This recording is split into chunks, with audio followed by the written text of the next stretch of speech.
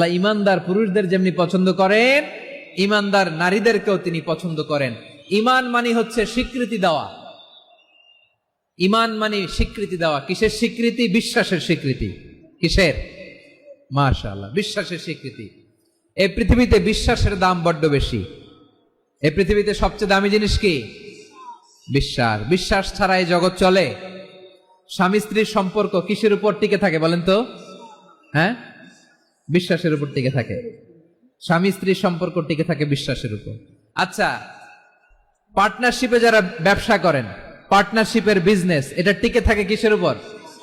বিশ্বাসের উপর। এই জগৎটাই চলে বিশ্বাসের উপর। বিশ্বাসীরা এই পৃথিবীতে না থাকলে আল্লাহ এই পৃথিবীও টিকায় রাখতেন না। একজন বিশ্বাসী এই পৃথিবীর বুকে বেঁচে থাকলে আল্লাহ তাআলা এই পৃথিবী ধ্বংস করবেন না। চিল্লায় পড়েন আল্লাহু আকবার। এই পৃথিবীর সবচেয়ে দামি বস্তু বিশ্বাস, সবচেয়ে দামি। বিশ্বাস দিয়ে এই পৃথিবী চলে। এজন্য জ্ঞানীরা বলে বিশ্বাসে মিলায় বস্তু, তর্কে বহুদূর। বলে না? বিশ্বাসে মিলায় বস্তু, তর্কে বহুদূর। বিশ্বাসে এই পৃথিবী টিকে থাকে। আচ্ছা দেখেন, ঢাকা থেকে একজন লোক কক্সবাজার যাবে। প্রিয় ময়মনসিংহবাসী আওয়াজ করে বলেন, কই যাবে? ডবল ডেকার বাস আছে না, যেগুলোতে ঘুমায় ঘুমায় যাওয়া যায়। তো দেখবেন অনেক প্যাসেঞ্জার বাসে উঠে আস্তে করে ব্ল্যাঙ্কেট নিয়ে, কম্বল নিয়ে ঘুম দিতেছে। ঘুম দেখেন তার কি বিশ্বাস ড্রাইভারের উপরে। এই বাস তো তারে চালাইতে চালাইতে নওগাঁ নিয়ে যেতে পারে, এই বাস তো তারে নিয়ে পঞ্চগড় ছেড়ে দিতে পারে, কিন্তু তার কোনো টেনশন নাই। সে দেখবেন ব্ল্যাঙ্কেট নিয়ে, কম্বল নিয়ে দিছে জনমের ঘুম। এর কারণ তার বিশ্বাস আছে যে সকালবেলা এই বাস কক্সবাজারেই পৌঁছবে। দেখেন বিশ্বাসের কত দাম। ঢাকা থেকে জেদ্দা উমরা করতে যারা যান, দেখবেন 40,000 ফিট উপরে বিমানে অনেকে কম্বল চাপা দিয়ে ঘুম দিতেছে। ঘুম। এই বিমান 40,000 ফিট উপর দিয়ে পাইলট চালায়া এটাকে আফ্রিকার জঙ্গলে নিয়ে যায় নাকি ভারত মহাসাগরে নিয়ে যায়, তার কোনো টেনশন নাই। সে ঘুম, কারণ তার পাইলটের উপর, এই এয়ারলাইন্সের উপর বিশ্বাস আছে যে সকালবেলায় এটা জেদ্দা আন্তর্জাতিক বিমানবন্দরে ল্যান্ড করবে। ঠিক কিনা বলেন? বাবা বাবা তার কলিজার টুকরো সন্তানকে, ছোট্ট ছেলেটাকে দেখবেন মাঝে মাঝে আদর করে এরকম শূন্যে ছুঁড়ে মারে। আপনারা মারেন তো? উত্তর দেন না কেন? আপনারা করেন? বাবা তার সন্তানকে, ধরেন ছোট্ট মেয়েটাকে আদর করে কোলে তুলে এরকম শূন্যে ছুঁড়ে মারে। তো মেয়েটাকে শূন্যে ছুঁড়ে মারলে দেখবেন মেয়েটা খিলখিল করে হাসে, খিলখিল করে হাসে। ও যদি নিচে পড়ে ওর হাতও ভাঙবে, পাও ভাঙবে, তারপরেও হাসে। কেন হাসে? কারণ মেয়েটার বিশ্বাস আছে যে আব্বু আমারে ছাড়বে না, আব্বু আমাকে ঠিকই ধরে ফেলবে। চিল্লায় বলেন ঠিক কিনা? বিশ্বাস এই পৃথিবীর সবচাইতে দামি সম্পদ। এজন্য একজন বিশ্বাসী জমিনের মধ্যে বেঁচে থাকলে জমিনের উপর আল্লাহ প্রলয়ঙ্কারী কিয়ামত দিবে না। এজন্য আল্লাহ বললেন, ওয়াল মুমিনিনা ওয়াল মুমিনাতি, বিশ্বাসী পুরুষ এবং নারীকে আমি আল্লাহ বড্ড ভালোবাসি। তারা এমন ভাবে বিশ্বাস করে, না দেখে বিশ্বাস। আল্লাহ বলছেন, আল্লাযীনা ইউমিনুনা বিল গায়বি ওয়া ইউকিমুনাস সালাহ, আমার বিশ্বাসী বান্দারা না দেখে বিশ্বাস করে। অদৃশ্যের প্রতি তারা বিশ্বাস রাখে, না দেখে বিশ্বাসটাই আসল বিশ্বাস। ঠিক কিনা বলেন? আচ্ছা, বুঝে থাকলে উত্তর দেন।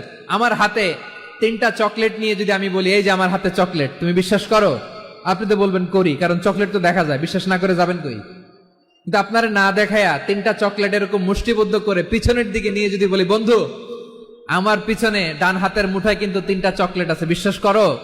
ও না দেখেও যদি বলে, বন্ধু তুই যেহেতু বলছিস বিশ্বাস করি, যদি করে এটাই আসল বিশ্বাস। না দেখে বিশ্বাস করাটাই আসল বিশ্বাস। চিৎকার করে বলেন ঠিক কিনা? এজন্য আল্লাহ বললেন, না দেখে বিশ্বাস হলো আসল বিশ্বাস। অদৃশ্যের প্রতি বিশ্বাসকে বলে প্রকৃত বিশ্বাস। আল্লাযীনা ইউমিনুনা বিল গায়ব, আমার বান্দারা না দেখে আমি আল্লাহর উপর বিশ্বাস করে। এবার বিশ্বনবী বললেন, 6টি মৌলিক কর্মসূচির সারমর্মের নাম যেমনি হলো ইসলাম, ঠিক তেমনি 6টি মৌলিক বিষয়ের উপর ঈমান আনার নাম হলো বিশ্বাস। সুবহানাল্লাহ বলেন। 6টা মৌলিক বিষয়ের উপর যদি আপনি বিশ্বাস রাখেন, এটা হচ্ছে ঈমান। সেটা কি? সাইয়েদনা জিবরাইল বললেন, ইয়া মুহাম্মদ আখবিরনি মাল ঈমান, ঈমান কারে বলে বলো। আল্লাহর নবী বললেন, আন তুমিনা বিল্লাহ, আল্লাহর উপর ঈমান আনবা। কার উপর? আল্লাহ নামটা আপনাদের ভাল লাগে? আল্লাহর জিকির যে করছেন কেমন লাগে? সবাই মিলে গলা ছেড়ে আল্লাহরে ডাক দেন তো, বলেন আল্লাহ। আরো জোরে আল্লাহ। প্রাণ খুলে একসাথে ইয়া আল্লাহ। আল্লাহ নাম যতই জপি ততই মধুর লাগে, নামে এত মধু থাকে কে জানি তো আগে। আল্লাহ নাম যতই জপি, ও নাম জপে প্রিয়তম, ও নামে জপে মজনু সম, ওই নামে পাপিয়া গাহে হৃদয় গোলাপে বাগে। আল্লাহ নাম যতই জপি, সুবহানাল্লাহ বলেন। আল্লাহর নাম এত মধুমাখা নাম, এত জাদুমাখা নাম, সব নবীরা এই নামের জিকির করেছেন, সব আল্লাহর ওলিরা এই নামটি জপেছেন। এজন্য এই নাম জপলে হৃদয় শান্ত করে দেয় কে? এজন্য আওয়াজ করে আল্লাহরে আবারও ডেকে বলেন ইয়া আল্লাহ। বিশ্বনবী বললেন ঈমান মানিয়ান তুমিনা বিল্লাহ, আল্লাহর উপর ঈমান আনবা, ওয়া মালাইকাতিহি ফেরেশতাদের উপর ঈমান আনবা, ওয়া কুতুবিহি আল্লাহর পাঠানো কিতাবের উপর ঈমান আনবা, ওয়া রুসুলিহি রাসূলের উপর ঈমান আনবা, ওয়াল ইয়াউমিল আখিরি শেষ বিচারের প্রতি ঈমান আনবা, ওয়া তুমিনা বিল কদরি খাইরিহি ওয়া শাররিহি আল্লাহর দেয়া তাকদীরের উপর ঈমান আনবা। ঠিক কিনা বলেন? তাহলে এই 6টা মৌলিক বিষয়ের উপর বিশ্বাসকে বলে ঈমান। আল্লাহ ওই ঈমানদারদেরকে পছন্দ করে যাদের ঈমান এরকম মজবুত। আল্লাহ বললেন ওয়াল মুমিনিনা ওয়াল মুমিনাতি, ঈমানদার পুরুষ এবং নারীরাও আমার কাছে বড্ড প্রিয়। তাহলে আমার প্রিয় ভাইয়েরা, ইসলাম যেমনি বুঝেছেন সারেন্ডার, ঈমান মানে হচ্ছে বিশ্বাস, বিশ্বাসের স্বীকৃতি। এই বিশ্বাস না থাকলে ওই মানুষের কোনো দাম নাই। ঈমান ছাড়া নেক আমলের কোনো দাম নাই। ঈমান হলো সংখ্যার মতো, নেক আমল হলো শূন্যের মতো। বুঝে থাকলে উত্তর দেন, ঈমান কিসের মতো? কথা বলে না, বুঝে নাই বোধহয়। ঈমান কিসের মতো? সংখ্যা। আর নেক আমল শূন্য। আচ্ছা, আপনি ঈমান আনেন না, ঈমান ছাড়া খালি নেক আমল, তাহাজ্জুদ, নামাজ, রোজা, জিকির, আজকার, এক এক ইবাদতের কারণে খালি শূন্য পাইতেছেন। শূন্য পেতে পেতে পেতে পেতে হাজারটা শূন্য। এটার কোনো দাম আছে? কথা কয় না, দাম আছে। কিন্তু আপনি ঈমান আনার পর একটা সংখ্যা পেয়ে গেলেন, এক। এবার নেক আমল করলেই একের পাশে শূন্য বসে গেলে কত হয়? 10। এবার আবার দান করলেন, আরেকটা শূন্য পাইছেন, কত হইছে? এবার আল্লাহর কোরআনের তেলাওয়াত করলেন, আরেক শূন্য, কত হইছে? এবার জিকির করলেন, আরেক শূন্য, কত হইছে? আবার ভালো কাজ করলেন, আরেক শূন্য, কত হইছে? এখন যত সৎকর্ম নেক আমল করেন, শূন্য যত বাড়ে, এটার দাম আছে না নাই? এজন্য আমার প্রিয় ভাইয়েরা, ঈমানের দাম সবচেয়ে বেশি। ঈমান হলো সফলতার মাপকাঠি। টাকা যার বেশি সে সফল নয়, এই সমাজে দাপট যার বেশি সে সফল নয়, এই সমাজে খ্যাতি যার বেশি সে সফল নয়, যার হৃদয় ঈমান আছে, বিশ্বাস আছে, সেই সফল। ঠিক কিনা? এজন্য রব্বুল আলামিন বলেন কদ আফলাহাল মুমিনুনাল্লাযীনা হুম ফি সলাতিহিম খাশিউন, সফল হয়েছে তারা, ঈমান এনেছে যারা। আমার প্রিয় ভাইয়েরা, এই ঈমান হলো সফলতার মাপকাঠি। এই ঈমান হলো বিজয়ের পূর্ব শর্ত। ইসলামের বিজয় আমরা বাংলাদেশে চাই কি চাই না? আওয়াজ করে বলেন।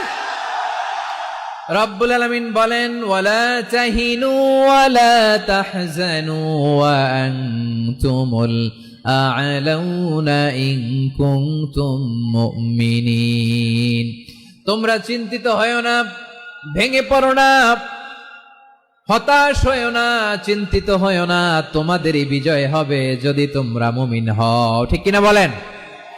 আপনারা কি অত্যাচার, আযাব, জুলুম দেখে ভয় পান?